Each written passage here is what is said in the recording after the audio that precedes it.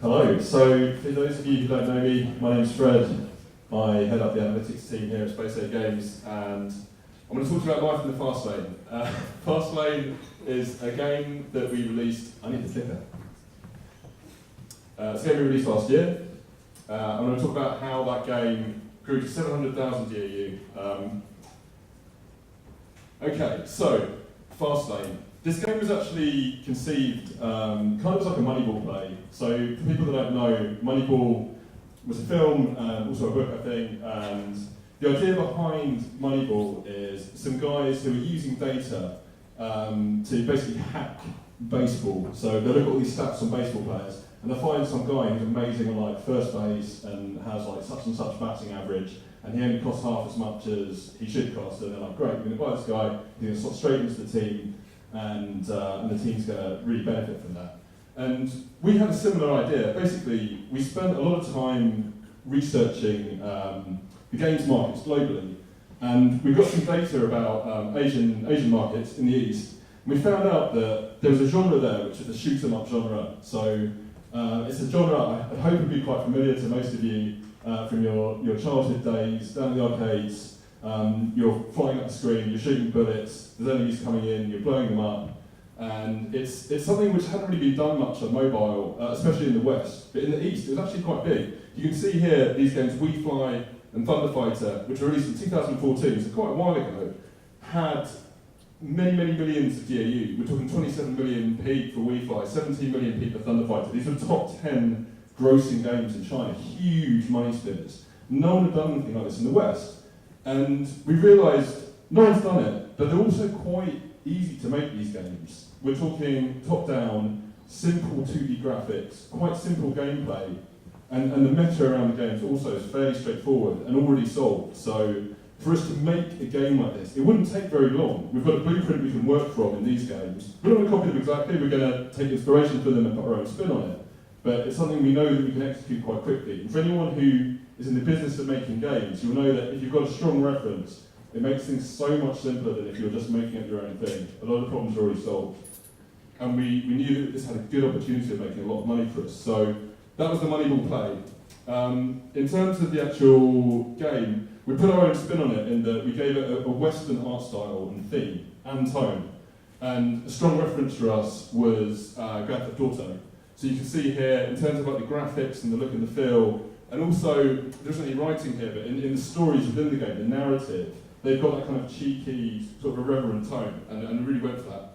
This is the game itself. You're driving a car, you're driving on the road, you're shooting other cars, you're blowing them up, the cars drop money and loot and that kind of thing, and you move up a leaderboard, and eventually you'll get to fight the boss at the top there. So on the left there's Marcus, he's one of the bosses. You'll see some of the other characters and bosses in the presentation, put some art for them. But this was the game basically. So we launched it back in May 2017, and I should talk quickly about monetization in the game. So the reason I'm doing this talk, which I should have said at the start, is I want to talk to you guys about video ads.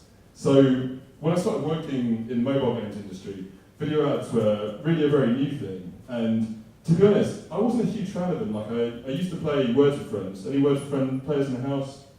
No, none of you. Okay. A few, yes. Okay. So it's a game a bit like Scrabble, where you play mano a mano, you take your turn, then your friend would take their turn, and people used to cheat in this game as well, but anyway, I'm not going to go into that. But you'd be playing the game, and after you'd taken your turn, it would just show you a video ad, it would just throw it right in your face, and it was kind of annoying, like, it just used to irritate me, and so I'd always kind of, in my head, that's kind of what I thought about video ads, is like, it's something you can put into a game which will make some money, but it'll kind of piss off your players. So we put some implementations into some of our build-a-battle games, and they never really did much. They bought a bit of extra cash, but no big deal. With Fastlane, things were different. So this time, from the ground up, we built the game with video ads in mind as being one of the main monetization levers. And the video ads are actually built into the game. So what would happen is you complete a race, and at the end of the race, you get a reward, pretty good rewards, and you'd be offered a choice to watch videos, so like a word from our sponsors. You don't have to watch the video, you can just say no. If you say yes, you watch the vid, all your rewards are doubled. So it was woven into the game from the start. And it actually worked pretty well. Like, these are the stats of the game as of like a month or two ago. We've got 26 million installs, we're averaging 700,000 DAU, as I mentioned at the start, it's a $30 million run rate for the game. So, how did this happen? Okay, so this is an interesting graph. So I want to tell the story behind what happened with this game. We launched the game here in May, and obviously we had this big bang launch. We had featuring on Apple and Google, which was great. Got a lot of installs in, and then to be honest, the game, it didn't do quite as well as we were expecting. You know, it was always a bit of a gamble. This was obviously, I said, hadn't been done in the West before, and we're making 40, 50k a day. I know some people here would be like, snap your hand off for those kind of numbers. For us it was like good, but it wasn't like, okay, we can all retire now and buy yachts kind of thing. So at this point, we started winding down the game team. Obviously we're still trying to push the game with adverts and new features and so on, but it wasn't like a huge focus for us. And you can see here the numbers going down month over month over month. Gradually, this is a common thing you'll see with mobile games. You've got a lot of guys at the top, and then gradually people will churn out, your numbers will start to go down a little bit, and that's kind of the way it goes with some games. And then in the end of 2017, there was a few big changes, which I'm going to talk to you about, and it basically increased the ROI we were getting on the ad spend from being okay to being great. And at that point, we looked at this and we realised it was a big opportunity. You know, we could spend $1 on advertising and we'd get like $1.50 back. It was that kind of huge return. So at this point we thought, hey, hang on, we've got something here. And we started diverting more resources into the game, making more improvements. And we ended up with this kind of virtuous circle of effect going on. And it meant we could grow the game month over month over month, and eventually hitting this ceiling of about 600,000 to 700,000 DAU. So how did that happen? So I'd say there's four main reasons that drove this. Number one, we had a partnership with Unity ads, video ads, an exclusivity deal, which increased the LTV we were making from every install for the game. We also acted very quickly when this happened. We didn't sit on this. As soon as this deal came through and we saw the numbers going up, we moved quickly to rebase our LTV models, make sure that the UA guys could act on these improvements straight away and start cranking up the campaigns, spending more money. Thirdly, we ran some A/B tests around how often we showed the ads in the game. Nothing crazy complicated. It's actually incredibly simple, as you're going to see in a second. And there are some UA innovations about how we were acquiring people into the game, specifically around playable ads. So, ad tech improvements. So let's go through these. So, business development. This one was pretty straightforward. There's a guy here called Nifule, I don't think he's here now, and he cut a deal with Unity where we said beforehand, when people were playing the game and we were showing ads at the end of the races, they'd see sometimes ads from Unity, sometimes from Bungle, sometimes from like AppLovin. There's a lot of different providers who do these ads, and we had deals with a lot of them, right? And we said to Unity, look, we're willing to only use you, but we want a better terms basically on the deal. And Unity agreed to this, and we made this deal with them, and it gave us a good uplift in LTV. It really worked out well for us, so that was a great deal. And it also freed us up to spend more money on the ads because the ROI was that much higher. We could bid higher, we got more installs, so it's a double whammy. Secondly, this is a Cobra Kai gift. Cobra Kai, we're going to see what's detailed on this. Cobra Kai was a remake of Karate Kid, but this time the bad guys are the good guys. So it's okay to like what they're saying here, which is to strike first, strike hard, and show no mercy. And that's essentially what we did. We did show mercy, but we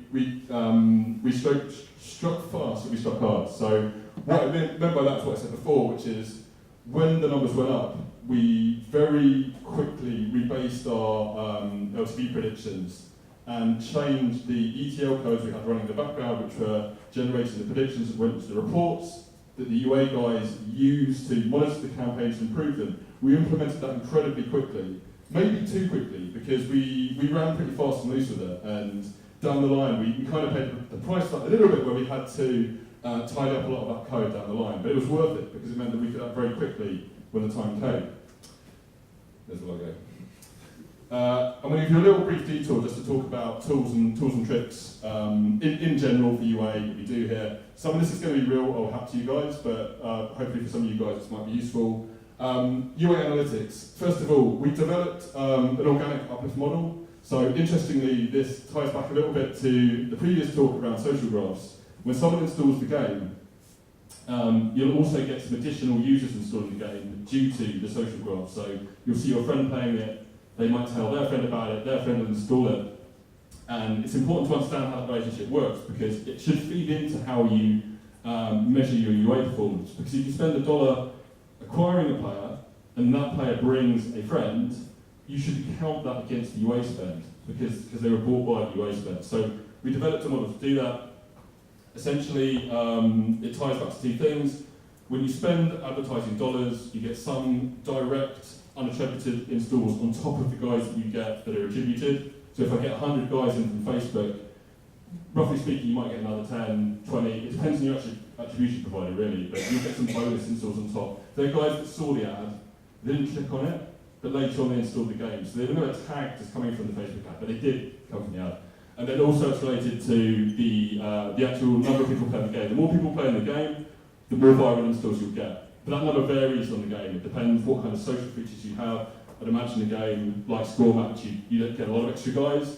In some other games, maybe not so much. It's going to be specific to your own games, but it's an equation you can solve. We did that, and it meant that we could incorporate that into the ROI calculations we did. Okay. Also, with our LTV curves, which is how we do the LTV predictions, we split out video ads from IAPs. They're both different shapes, so you'll get a better, more accurate reading if you split that out. Sub-publisher optimization. When you're working with video ad providers, when you're buying from video ad networks, this is the best way to optimize them.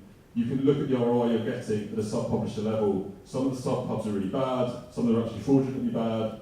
You just blacklist those ones, take them out, and you're left with the good ones, and your ROI will go up. Simple as that. Also, analysis of creative, data to identify fatigue. Sorry, this is a long slide, always got through it. This one is where you'll have a certain creative for an ad. So you'll have someone put together a video or an image, you'll use it in the ad, it will do great, hopefully. Eventually, it'll fatigue, people will get tired of it, and you'll see the stats on that creative go down, the ROI will go down. At that point, it's time to refresh it. A little side note, a secret tip that I'll give you guys. What we found with Fastlane is the videos we introduced where you can see the player putting their thumb on the screen and playing the game work really well. So we use that a lot now, but that's a really good tip for video ad conversion. Lastly, App Store optimization. Again, yeah, this is kind of obvious, but if you've got an App Store page, it's possible to A/B test different versions of it. You can monitor it through a Google experiment, and you can keep changing the colours and the pictures and the fonts until you find one, which is awesome. We did that. Okay, and lastly, this is our holy trinity of UA tools. So, AppsFire for attribution, they're great. Singular for consolidation, they consolidate the spend you do across all of the different networks and put it into one place, which makes it a hell of a lot easier. At my last company, we used to do this all with spreadsheets. It was a nightmare. I love having Singular because they do all that. And we use Tableau for slice and dice and data viz. Our UA guys would never use anything different from Tableau. They love it. It's perfect for them. It's very responsive. It's very powerful. It's very expensive, unfortunately, but it's the best. It's the gold standard. So if you can afford it, I'd get that. I don't work for these guys. I'm not getting paid for this. This is just what we use. I think, yeah, this is worth doing if you can get it. So I mentioned about playable ads. I realise now it would have been good to put an example of one as a video in, but just imagine you're watching a video on Facebook on your phone, and it's showing Fastlane the game. And suddenly it says, hey, look, you can actually try the game out right now as part of the ad. So you can actually play the game, shoot stuff, get rewards, and at the end, once your car blows up, it will say retry or install, and that will take you to the installation page on the App Store. And Fungal were the first guys to do this. A lot of other guys do it as well now, and our app plugin, the Unity have a version. You can see here the conversion we were getting from people seeing the ad to installing the game went up a lot when we started using playable ads. They're very effective. It might be one of those things where if everyone starts doing them, people might start to fatigue, but right now they're working great. So if you're not using those, I try them out. I think also, just on a side note, the actual playable bit has to be good. You get versions of this a Game of War and they're terrible, and I'd be amazed if they're making any money for them, but if the implementation is good and the execution is good, these are very effective. Okay, so A/B testing. This is, I think, the last point. What if we doubled the frequency that we show rewarded ads? So when we launched the game, we would show the rewarded ads after every other race. And then someone had this bright idea, they're like, what if we show it every race? And we were like, let's A/B test that. And we A/B tested it. Retention hardly went down at all. The number of video ad impressions went up by 75%. So imagine what that did to our video ad revenue. Well, it went up by 75%. So it was pretty damn good. There was not much, well, there was no original impact to the IAP side of the game, so it was an absolute slam dunk for us. So it's the, if you're confused what that picture is, it's something about Mary where Ben Stiller's in the car with this guy and he's telling him about 7-minute abs, and Ben Stiller says, what if we try 6-minute abs? And the guy's head explodes. Well, yeah, that's essentially what happened with us. We were like, why don't we show the video ads twice as often? It worked an absolute treat. So that was the A/B test. And that is it from me. Thank you.